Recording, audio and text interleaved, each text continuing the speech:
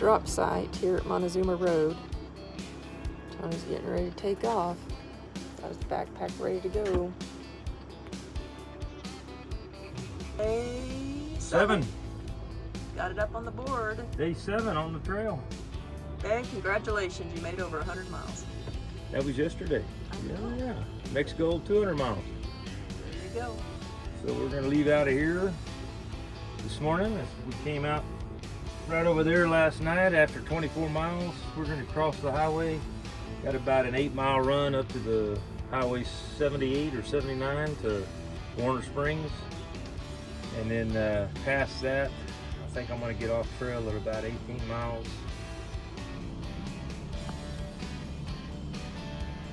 There he goes. Just left a little parking area back there on the side of Montezuma Road. And anyway, just got on trail this morning. About 57 degrees, nice. High today is gonna be in the upper 80s, and then starting tomorrow, they're calling for a little cold front, so that'll make it a little more tolerable. Yesterday on that long haul we made, we got up in the 90s. It was pretty warm. Anyway, saw about 4 hikers in front of me, and slept in a little bit today. But so far, feel pretty good, looking good. So I think we're gonna be all right. I'll swing this around here in a minute and get you some shots of the trail so you can see what the terrain change looks like. So I'll see you in a bit. This is coming down trail away from that Montezuma Road. Hey, all the rain they've had has really got a huge growth. Grass, wildflowers, a lot of growth into the trail. It makes it hard to see the trail sometimes, but they say they're having a mega bloom this year like they've never had before for a long time anyway. So About 2 miles down from the drop-off point was Mountain Valley Resort, and that's where Tony and I spent last night. I dropped him off this morning. I'm headed back. I scheduled a massage, so I'm pretty excited.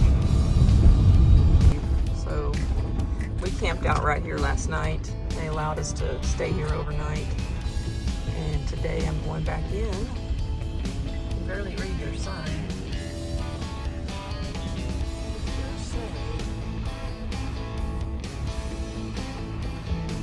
Mountain Valley Retreat. She has hikers, outdoor shower. Tony got to take the outdoor shower last night.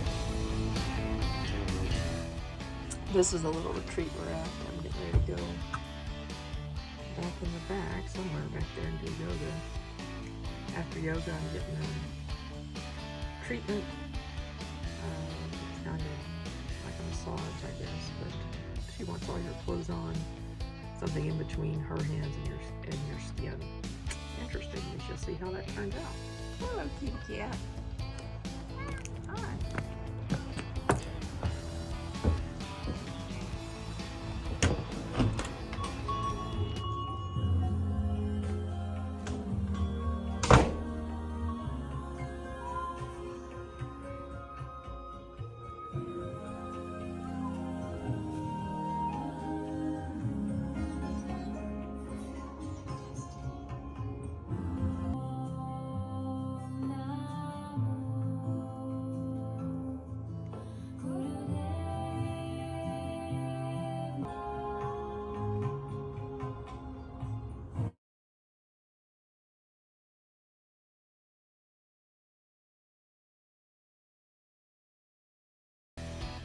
So we came out of that little valley, got up on this top flat area, and this is what we're looking at now. Trail goes around this way and heads towards that mountain. Really pretty valley. Had to bring you up to date on the trail. Got up on this top flat. First of all, trail is really nice in this area. Somebody's obviously been doing some good trail maintenance. You got all the brush kind of beat back away from it. so you kind of see what's going on.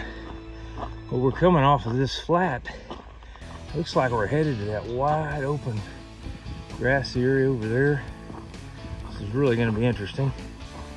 Different terrain than we've seen so far. And then of course surrounding us, we still got the California mountains and this same kind of brush associated with the desert here. I just came out of the hills there into this lush green valley, stretching all the way back over there. You can see the cattle over there in the distance. They must love this. It had a lot of rain this year and the grass is about 8 inches tall. Trail cuts on through this, goes back up that hill over there, and it gets up on that flat. I think it's all gonna be grassland up there. Headed northbound, no bow.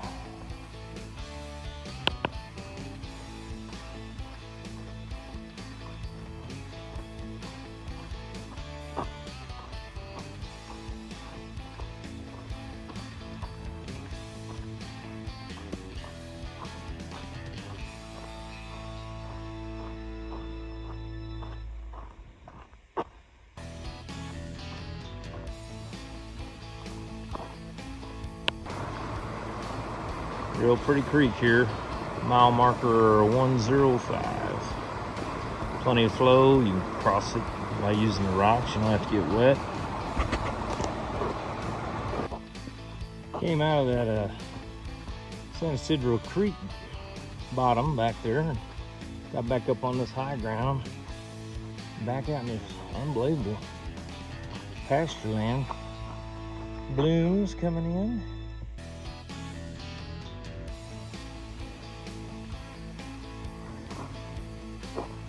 Just came from back there. I come up here. This is what they call Eagle Rock.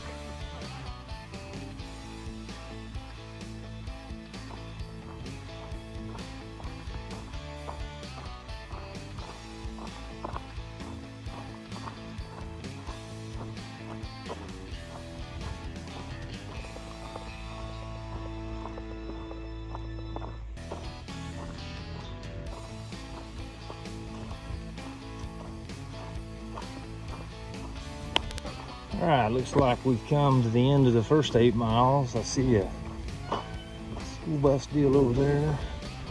Looks like there's gonna be a highway up here that we're looking for.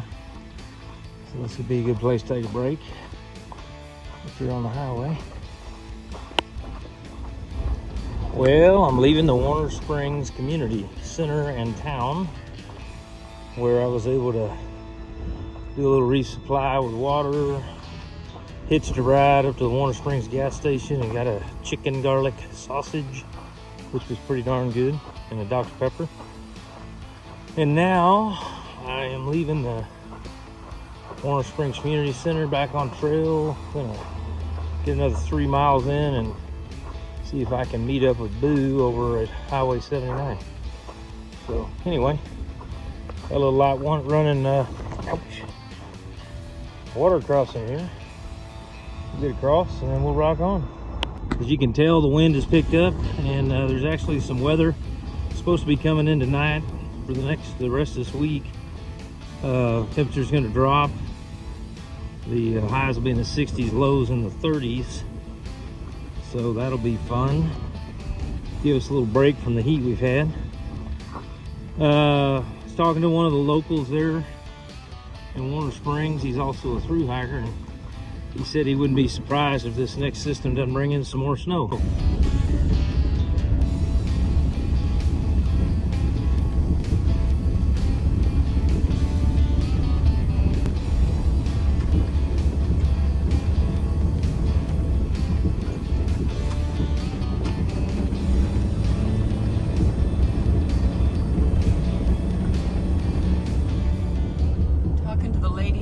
Massage today, she said this is the greenest desert they've ever had. Said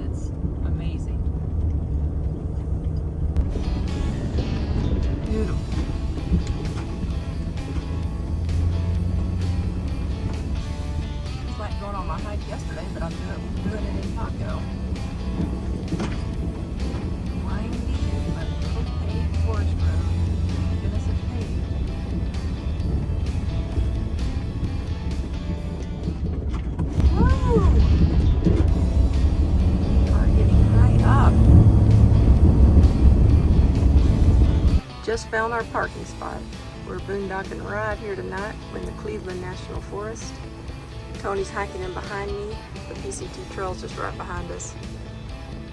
And no one's up here. The 7 Mile Road and no one's here. It's awesome. Found a great spot. It's just luck. So for a while now, the trail has been coming down by this creek. And I already dipped some water out of it, man, really good water. And you can see here, just a great creek coming downstream. And it's basically just going all the way down by the trail. You can cool your feet off in it, get you a drink. Really good stuff. Came from way back over there on the horizon. Getting a little different foliage, getting some more pine trees spattered out and some hardwoods. So a little more variety instead of just that barren desert scrub brush. Really pretty day today. It's been a pretty big day as far as terrain. If you look over there on the horizon, I came out of those mountains last night. This morning I got up across those 2 grass fields that you can see there. Went into Warner Springs, and I've been in this little section of mountains the rest of the day. It's looking back. It's going to be a little over 16 miles today, and I'm fixing to get off trail here in about another half mile. So here I am coming off trail. And look what's over there, the Paco-mobile. So anyway, good day.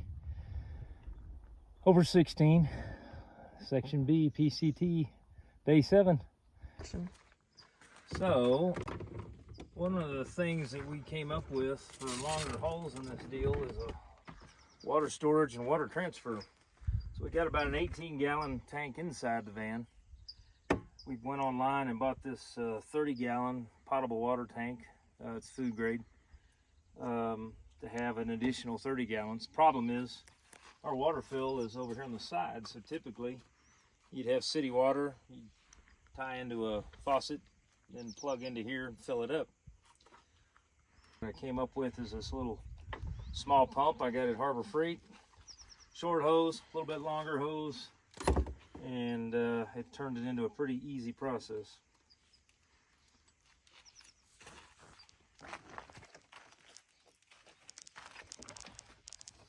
Connecting the short hose end to the Pepcock here. And then we have a joiner. One thing about this pump, it is plastic fitting, so you want to make sure you don't cross thread it. So don't use muscle until you know you're on the threads. And even then, don't use muscle. Now this will leak from this joiner if you don't put a little bit of pressure on it. So, all right. This is water, RV grade water line hose like everybody uses, you know, safe for your drinking water. All right. Now, the other thing I do, which I even do this with the city line, is I'll purge. Okay, now here, you gotta open this and we gotta remove this cap, otherwise you get a vacuum. Okay. After doing that, what I'll do is I'll run the pump and get water going through the entire line to get the air out of the lines.